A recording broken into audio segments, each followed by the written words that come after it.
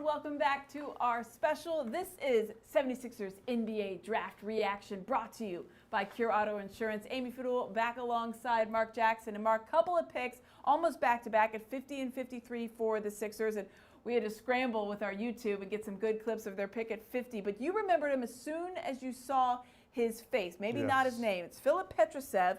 He actually played at Gonzaga for 2 years, was the West Coast Conference Player of the Year 2 years before they actually won the title out there.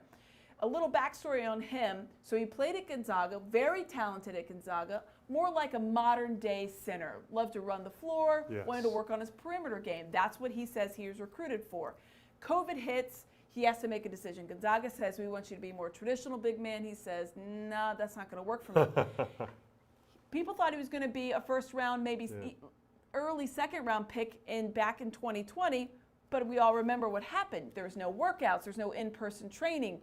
People couldn't get a good look at him, and he felt his game wasn't ready. So he decides to go back to his native of Serbia, play for Mega Basket, the same place that produced, I'd heard of him. Yeah, exactly. So he goes back there and really flourishes and becomes that big man, the modern big man. So what do you think of Filip Petrusev? He was a heck of a player in Gonzaga.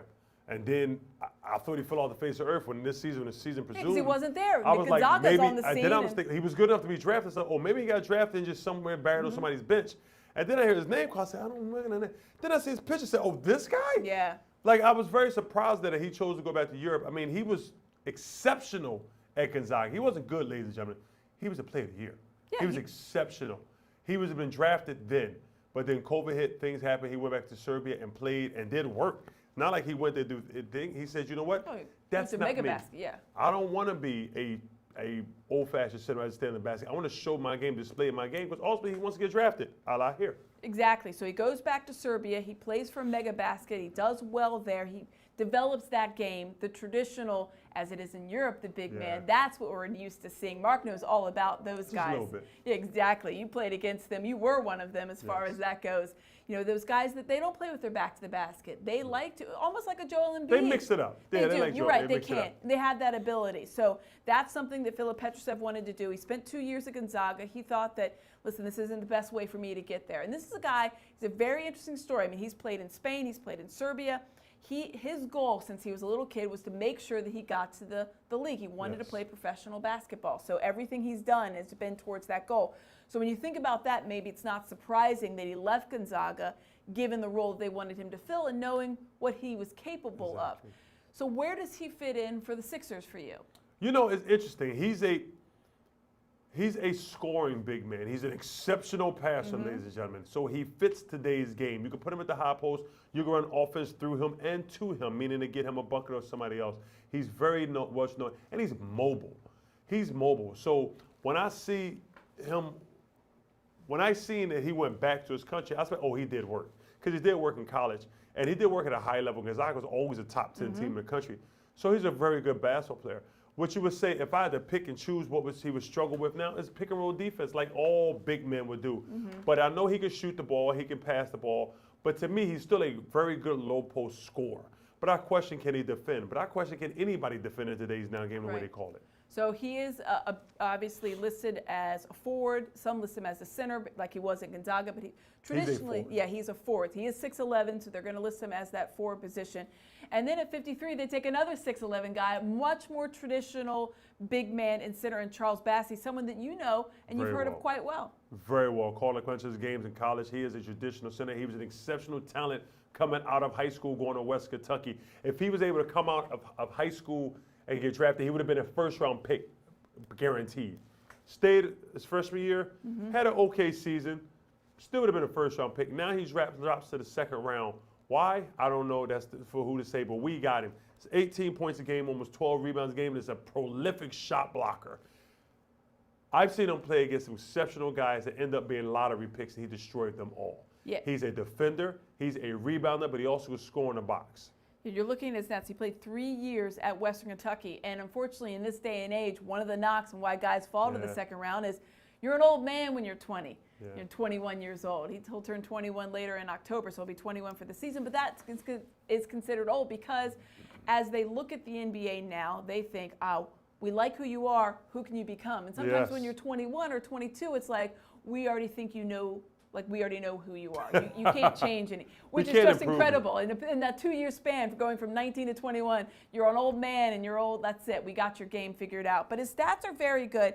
His best season was his first season for the Hilltoppers at Western Kentucky, where he averaged over 31 minutes a game, shot very well, shot good from three, even though not a big volume three, but his numbers got better. So he started out at 14.5 points, then went to 15.5, and then finished with 17.6. So he certainly got better. His rebounding got better, and he was a very good player for Western.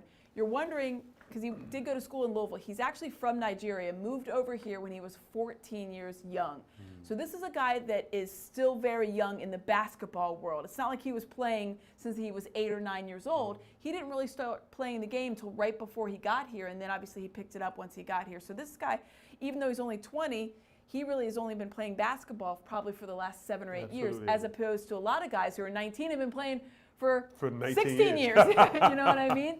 So what do you think about Charles Bassey as a more traditional center? I mean, when you look at the Sixers bench, they have some centers, but that was something that they needed help with, was that big man to come off the bench. There was times we saw, Paul Reed had to fill the role because Tony Bradley did okay, and then he was shipped out. And Dwight Howard, free agent. We don't know what's going to happen to him. Let's not forget that. Dwight Howard had an incredible year for us, have earned a lot of respect for the Lakers, and then what he did for the 76ers. So he's going to be coveting some contracts. So let's see what happens. But Bassey, in this situation, will be a pick and dive kind of player.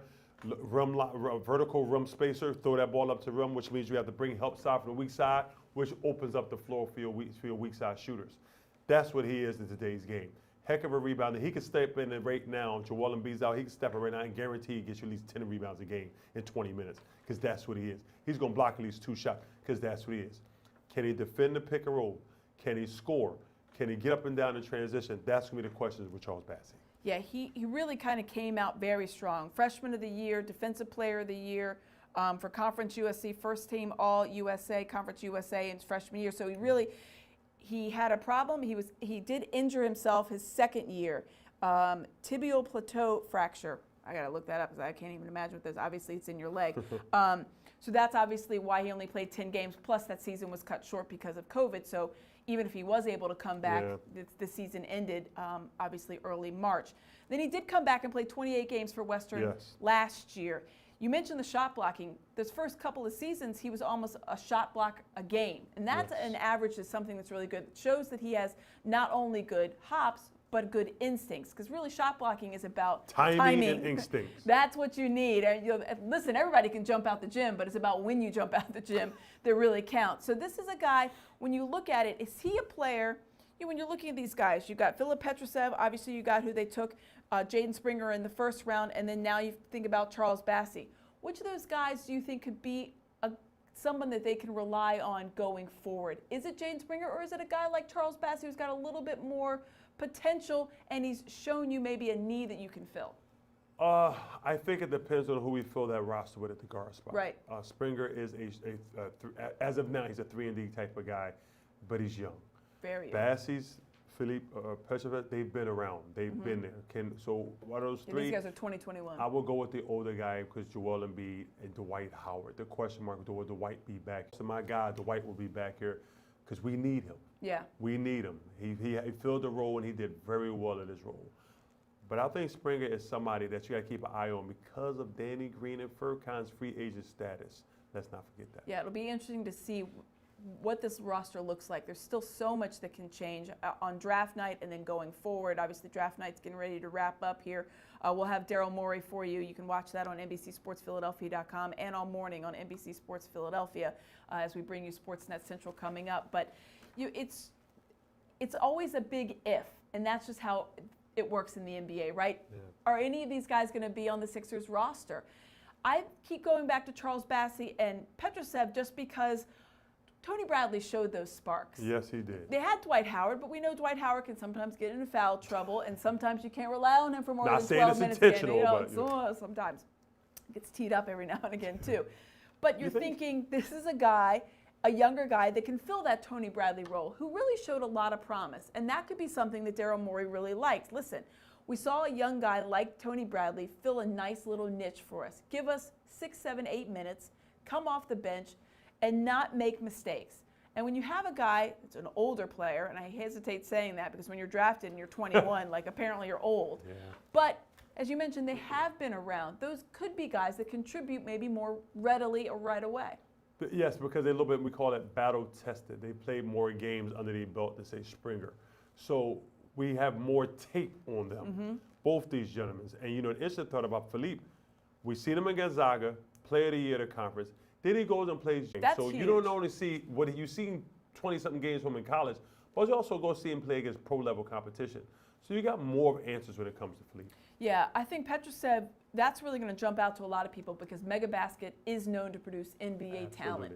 And you know from playing over in Europe, that's a high level. I mean, he plays in Conference USA, and this is a 2-time Conference USA Player of the Year and Defensive Player of the Year for the conference, and that's all well and good.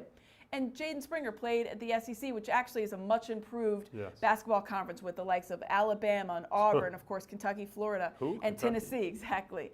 But that's not the European. He's playing against grown men, professionals. So that gives him a leg up, I would think. I think it will too. I agree with that 100%. Springer, Bassey, exceptional talents. But Filip done proved what he can do in college and against pro-level competition. When you bring them all to camp, I think they say, okay, we need to see how Springer can really contribute to us. Bassey, can he play today's game? We know Filip can play today's game as well. Filip can play today's game as well as we've seen him play pro-level basketball. So I think we have more checks in the box when it comes to Petrusev. It was very interesting that the Sixers actually selected all of their draft picks. They picked up a second rounder, and they actually took, which I thought was maybe the most surprising thing of the entire night, because we're so used to coming on here, Mark, and being like, well, yeah, no, they took that pick and turned it into 5 picks and 2 picks this year. Absolutely. And they actually selected. There were so many trades going on, and of course we got to just tip on the biggest one of the day. Russell Westbrook is now an LA Laker, and they sent a king's ransom back to the Washington Wizards. So age can't be that bad, because they sent the whole house for him. They sent everybody. Kentavious Caldwell-Pope, Montrezl Harrell, Kyle Kuzma, and the 21st overall pick out there for a couple of picks later on, a couple years down the road, and Russell Westbrook. So that's a big 3, and it'll be interesting to see how that experiment works out there. But the Sixers stand pat. That makes you think that they're lying in wait, doesn't it? That makes me think they're trying to do something big on the free agent market. That they took these picks, turned them into assets with players that people may want, and they say, we need to package all these guys out to do something. Or we just got some young guys, sit them on the end of the bench, develop them, and just wait and see what happens. Maybe these guys can help us, maybe they can't. Yeah, maybe there's guys that are currently on the bench that they will ship out, and these guys can be their replacements because they did fill certain needs, but it seems to be a little bit, you know, obviously they got a couple of centers and a big man that's the modern big man, and then of course the combo guard and Jaden Springer, which they took 28th overall. But kind of an interesting draft night that the Sixers actually selected all 3 of their selections, 28, 50, and 53, but that's why we're sitting here talking about it here on the Sixers Draft Reaction, brought to you by Cure Auto Insurance. Thanks so much for joining us and logging on. We'll see you next time. For Mark Jackson, I'm Amy Fiddle. Have a good night, everyone.